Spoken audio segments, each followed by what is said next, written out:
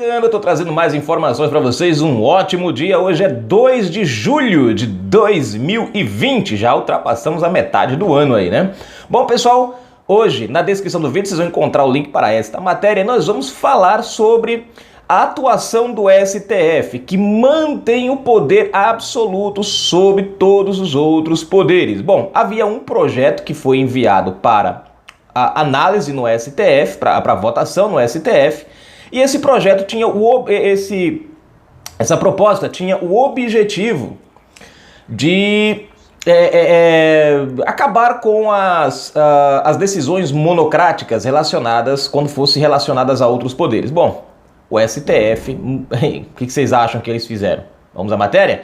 Se inscreve aí, comenta, compartilha, não esquece de deixar o seu like, aperta o sininho das notificações na descrição do vídeo, tem conta bancária se você curte nosso canal, seja um colaborador, seja um apoiador, aí se você gosta do nosso trabalho, tá bom?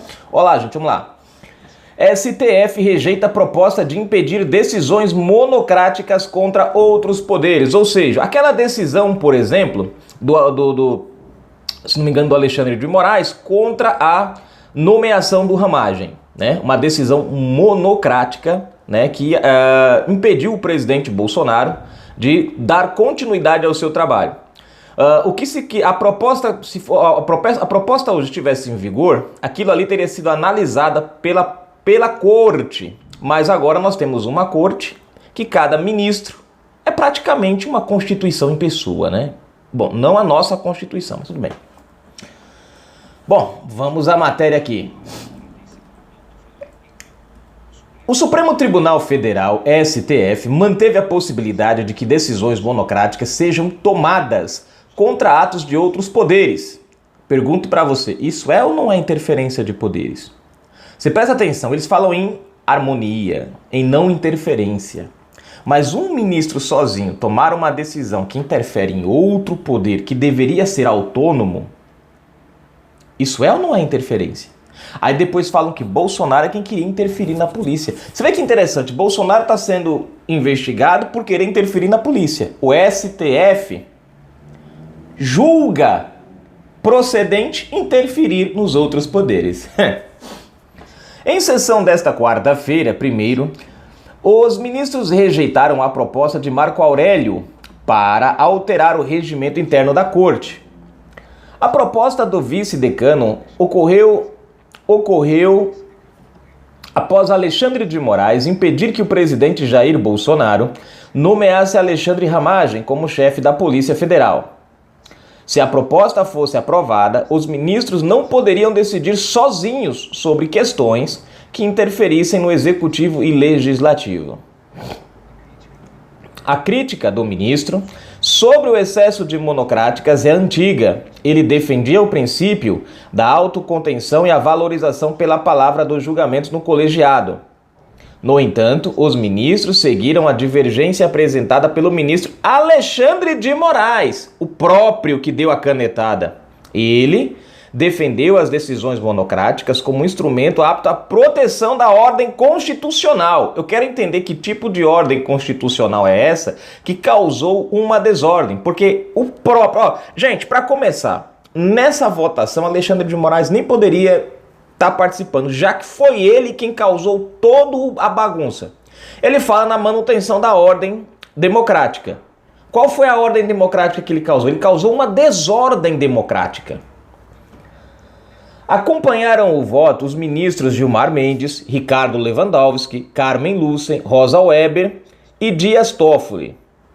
Alexandre também reclamou que a redação da proposta é excessivamente vaga, em especial em que se refere à expressão em jogo, ato de outro poder, formalizado no campo da essencialidade. Cara, eu tô começando a achar que realmente Alexandre de Moraes não tem condições, porque ato de outro poder, todo mundo sabe que se refere aos três poderes, legislativo, executivo e judiciário. São os três poderes que nós estamos... vago, a palavra vaga, ele fala que tá vago esse negócio de outros poderes. É óbvio, queridão, que é os três poderes, mas é claro, né, gente? Parece que... eu acho que fica cada vez mais claro. É aquela velha desculpa da interpretação. Não, isso aqui dá margem para interpretação. Esse é o nosso problema, é o problema do nosso judiciário. É que inventaram a margem da interpretação e abusam dela. Até o que está óbvio é margem para interpretação, para atender o que eles querem. Segundo o ministro, caso o texto fosse aprovado, haveria uma redução desproporcional do campo de atuação do Supremo Tribunal Federal em face de atos do Executivo e do Legislativo. Bom, e aí finaliza a matéria, né? Vê só que interessante. A desculpa do Alexandre de Moraes é que se de repente aprovassem essa proposta do Marco Aurélio Mello, né, o STF ia perder o poder de atuação sobre os outros poderes. E é aí que está a grande questão, gente. O problema é que o STF tem um excesso de poder sobre os outros poderes, de atuação sobre os outros poderes. A Constituição é clara, um não pode interferir no outro.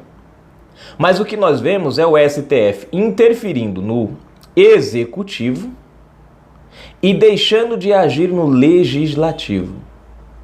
Como assim, Yuli? Por exemplo, o presidente Bolsonaro não pode dar um passo sem que um ministro do STF tenha que ficar avaliando se deve ou não. Como é que um presidente da República pode governar em um país e fazer esse país ir para frente se você tem uma penca de ministros aparelhados, que a verdade é essa? Esse é o verdadeiro ponto. São aparelhados. Porque quando você pega ministros que são colocados lá não por capacidade, e sim por puxa-saquismo, companheirismo de partido, né? Você não vai ter uma corte formada por homens competentes. Então como é que um país, o presidente pode governar com esses camaradas impedindo a cada momento? Ações arbitrárias. Você tem, por exemplo, Alexandre de Moraes, né, que era colega, amigo de Temer. Alexandre de Moraes, que foi advogado do PCC, gente. Jamais deveria ter um critério. Qualquer camarada que defendeu como advogado uma facção ou fez parte de defesa de algum criminoso, não poderia ser ministro. Segundo, nós temos ali também o Edson Fachin, que, gente, vou ser bem sincero para vocês, o cara até o final do ano de 2019 tinha lá os seus deslizes, mas eram deslizes até aceitáveis. Mas de 2019, no finalzinho de 2019 para cá, o cara começou a tomar um monte de ações arbitrárias. Lembrando que ele fez parte, eu não estou lembrado se ele foi secretário ou foi tesoureiro, uma coisa assim, da campanha de Dilma Rousseff. O cara era ligado diretamente com Dilma Rousseff, mas pôde ser indicado a ministro do STF. Ramagem foi chefe de segurança do presidente Bolsonaro quando foi eleito, mas não pôde ser indicado. Você tem aí Marco Aurélio Mello, que é primo do Fernando Collor. O cara é primo, gente, de um ex-presidente, pior de tudo, empichado. Mas isso não foi impedimento de parentesco. Vocês viram esses dias? Queriam impedir o Eduardo Bolsonaro de se tornar embaixador, porque era filho do presidente Bolsonaro. Detalhe, gente. O cargo não é dado, é conquistado. Eduardo Bolsonaro tinha todos os critérios para ser o embaixador, mesmo o Bolsonaro sendo presidente da República. Não era nepotismo. Nepotismo é quando o presidente tem o poder e a decisão monocrática de colocar alguém em um cargo sem interferência de ninguém. Ele aí fez a indicação, o Senado iria aprovar, ou seja, ele passaria pelo voto, assim como ele passou pelo voto para se tornar deputado federal. Mas tudo bem. O Marco Aurélio teve toda a liberdade de ser indicado. Você tem o Dias Toffoli. O Dias Toffoli era advogado, gente. O cara não era nem magistrado. Era advogado. Olha isso. E foi parar onde? Hoje é presidente do STF. Você tem o Toffoli, não. Você tem o Fux.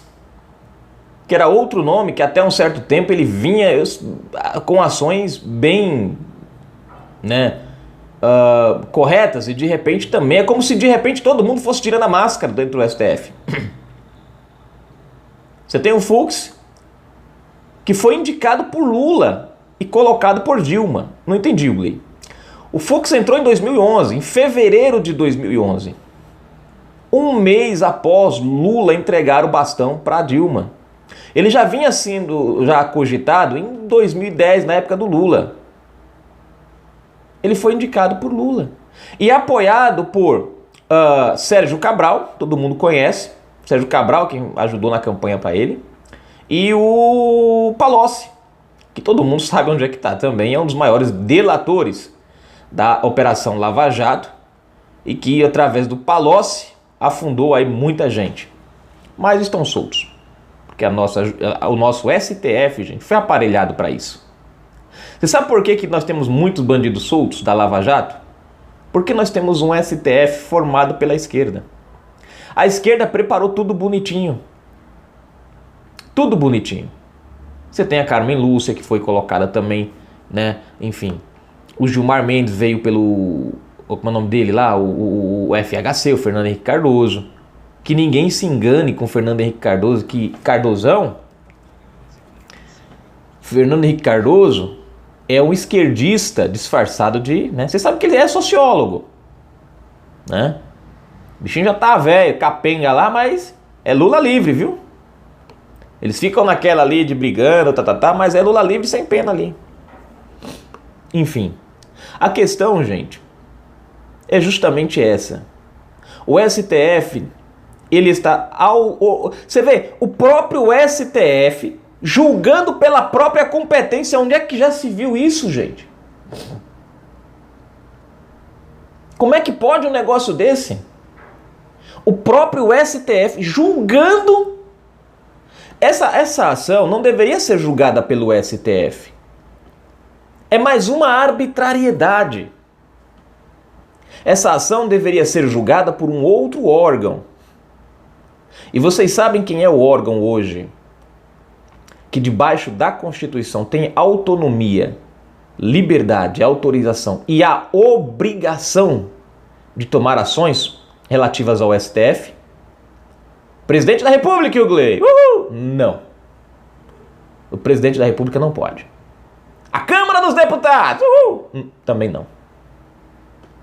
O STJ? Também não. Polícia Federal? Não deu. Quem? Senado Federal. O Senado Federal é quem hoje tem a autonomia, preste atenção, de tomar uma ação para endireitar esse STF. Qual é o nosso problema, Eugli? 2. O povo cobra a pessoa errada. Como assim? Nós cobramos a Bolsonaro, dizendo que Bolsonaro não faz nada contra o STF. Bolsonaro não toma atitude contra o STF. O problema, gente, é que não é o Bolsonaro quem tem que fazer isso. Chama-se Davi Alcolumbre. Gordinho do Davi Alcolumbre, fofinho. Ele sim. Mas o povo vai cobrar ele? Não, o povo não cobra ele, o povo cobra o Bolsonaro. E ele continua lá. Enquanto vocês estão cobrando o Bolsonaro por uma ação que é dele, ele tá lá sentadinho de boa, só rindo. Fala, toma trouxa, vai aí, ó. Bolsonaro, tá lascado. Rindo do povo. O cara tem uma penca de impeachments contra ministros. Não passa. Lava-toga? Não passa.